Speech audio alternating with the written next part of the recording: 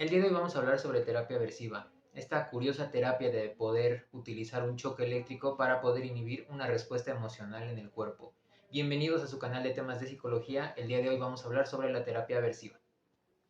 Muy bien, comencemos definiendo qué es la terapia aversiva. La terapia aversiva consiste operacionalmente en administrar un estímulo aversivo para inhibir una respuesta emocional indeseable, con lo cual hace disminuir su fuerza de hábito.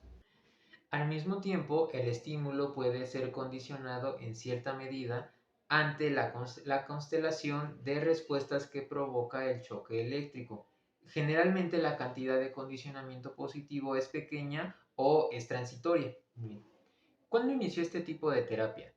Podríamos decir que el primer uso formal de la terapia aversiva parece haber sido obra del Dr. Kantorovich, quien en 1929 administró choques eléctricos dolorosos a unos pacientes alcohólicos ante la vista, el olor y el gusto por el alcohol.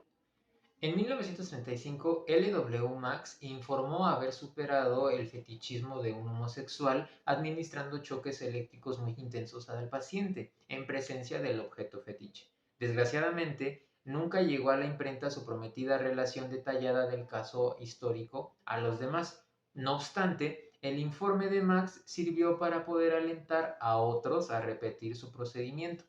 Cualquier cosa desagradable es una fuente potencial de condicionamiento aversivo. Philpott, quien en 1967 afirmó que había superado el pensamiento obsesivo, haciendo que uno de sus pacientes detuviera la respiración tanto como pudiera, cada vez que lo asaltara un pensamiento obsesivo. Lubin, en 1968, ha descrito dos técnicas de inhalación aversivas para poder eliminar el hábito de fumar.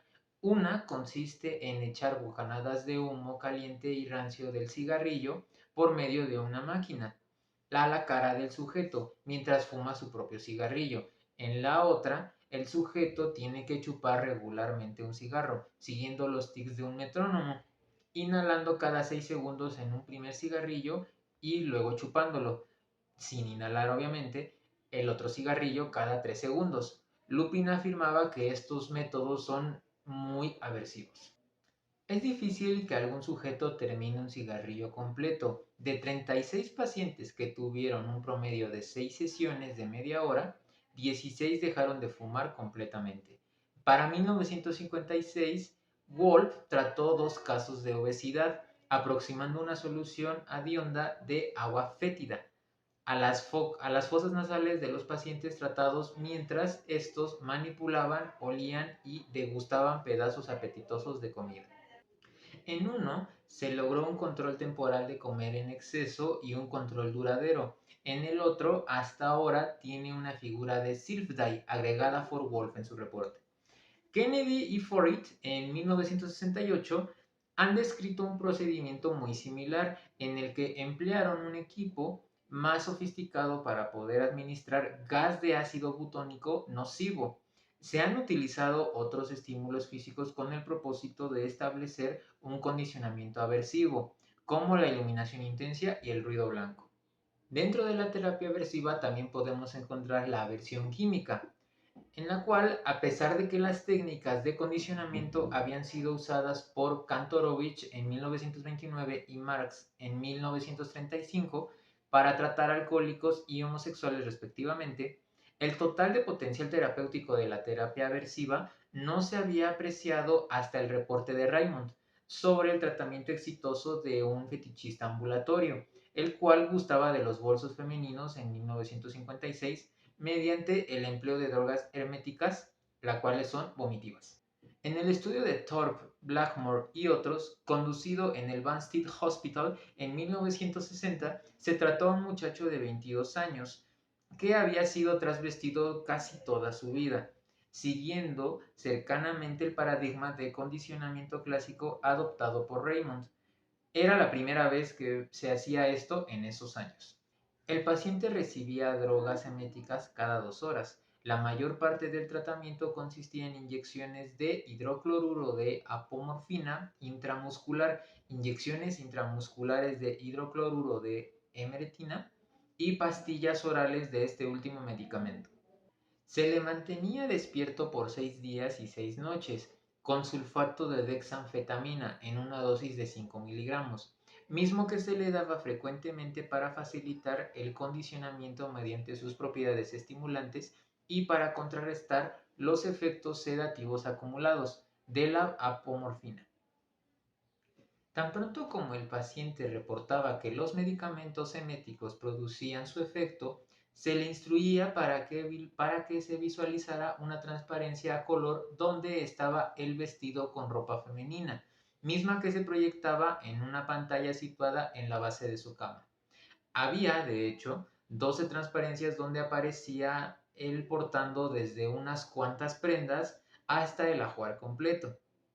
Debido a estas observaciones a la fecha, la aversión química se emplea muy poco y posiblemente el tratamiento más extendido sea el que emplea Antabus, medicamento que contiene metronidazol, para reducir el alcoholismo. Sin embargo, estas pastillas se venden sin orden de facultatividad y se aplican sin ningún control experimental, al menos en el caso de México. Los resultados no son sistemáticos y a nivel anecdótico podríamos calificarlos como inefectivos. Otro campo de la terapia aversiva es la aversión farádica. Hablemos un poco de esto. Un caso que recibió mucha atención fue el de una jovencita de 17 años, quien estornudaba vigorosa y frecuentemente desde hace 6 meses, sin mostrar alivio. Ella había sido examinada bajo el enfoque neurológico, alérgico, urológico, endocrinológico y psiquiátrico. También había sido expuesta a diversos tratamientos, hipnosis y terapia de sueño. Cuando se vio a la paciente por primera vez, los datos de línea base revelaron que estornudaba con una tasa de una vez cada 40 segundos. Al observar las características del estornudo, se notaron propiedades operantes que llevaron a la decisión de utilizar un paradigma de castigo de shock eléctrico como estímulo aversivo. El tratamiento consistió en colocarle alrededor del cuello un micrófono que estaba conectado a la caja de voces y a una fuente de shock. También se le pusieron electrodos mediante unos anillos en los dedos de las manos. Al estornudar, activaba el revelador de sonido que a su vez disparaba un shock de aproximadamente 3.5 mA de intensidad. El shock para ese entonces era contingente del estornudo. La paciente podía evitar el shock no estornudando. Unos contenedores registraban la frecuencia de shock y de estornudos. Las respuestas se registraban también en intervalos de 30 minutos. Al principio, la frecuencia de estornudos no se comportó como se esperaba, pues los electrodos no hacían buen contacto. Por eso, a partir del intervalo 7, se colocaron asegurándolos en un brazo, ocasionando una reducción severa de la conducta, hasta cesar completamente el estornudo a partir del intervalo 9. Un seguimiento de 13 meses demostró que se mantuvo el efecto terapéutico.